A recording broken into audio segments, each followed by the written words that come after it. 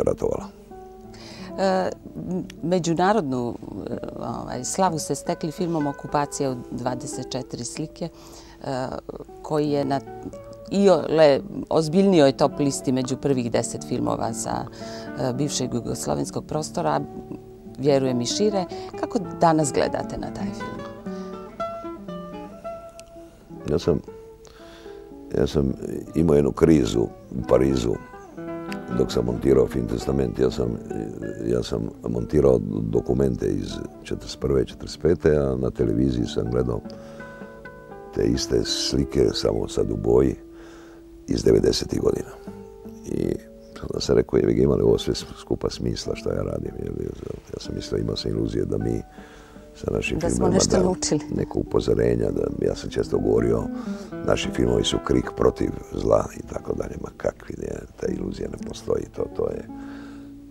To je bilo jedno veliko razočarenje i obračun sa sami sobom. Onda sam razmišljao kako da to sve skupa napustim, da se vratim slikarstvo i tako.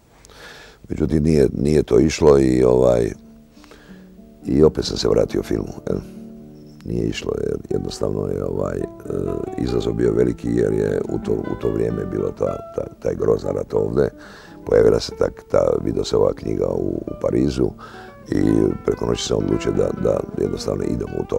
Mada sam znao da će to biti dosta skup film, da će to biti dosta teško i dosta naporno. Danas kad vidim okupaciju za koju sam smatrao da svi strahovi koje sam imao, da će se to ponoviti u tom jednom drastičnom obliku, svi strahovi su se zapravo obestinili i to se ponovo desilo na ovakav ili na ovakav način, negdje čak možda i na drastičniji način, sa više mržnje, sa više zla nego u tom filmu.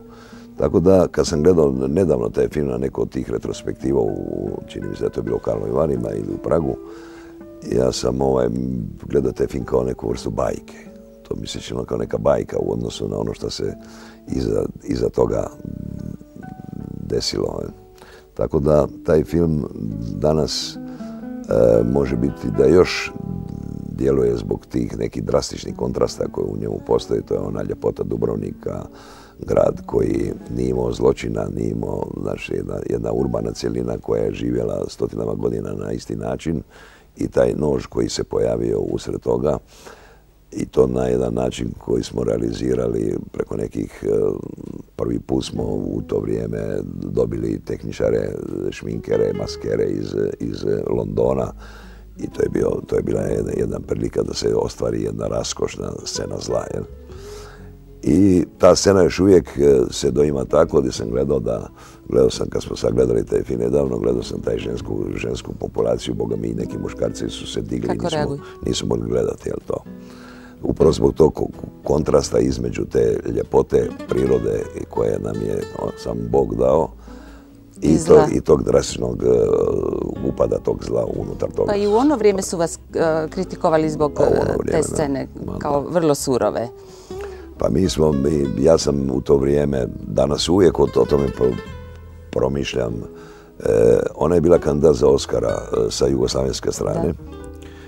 I u to vrijeme je Karl Malden bio predsjednik akademije, te akademije američke koja dodjeljuje Oscara. Karl Malden je čovjek iz naših krajeva, tu je Hercegovac. I on je bio osobni prijatelj ovoga Dantane, koji je tamo godinama biznismen, ima svoju pizzeriju i u koju dolaze gotovo svi glumci tamo i pola članova akademije. I oni su javili mom producentu Jadranom filmu da ukoliko ja skratim, da imamo Oscara sigurno, ukoliko ja skratim ovu scenu sa tih 8 minuta, da to dovede na 1 minutu simbolički i jer da nijedna ženska član akademije neće izdržati film do kraja, izaći van i izgubit ćemo mogućnost za Oscara. I naravno mene zvao producent, ja sam rekao, odmah sam rekao, ne dolazi u obzir, a on kaže izgubit ćemo, pa nek izgubimo, nema veze.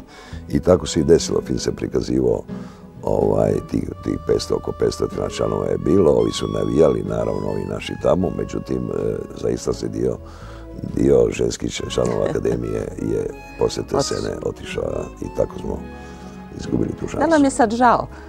Pa nije previše. Možda bi taj moj život išao u nekom drugom pravcu.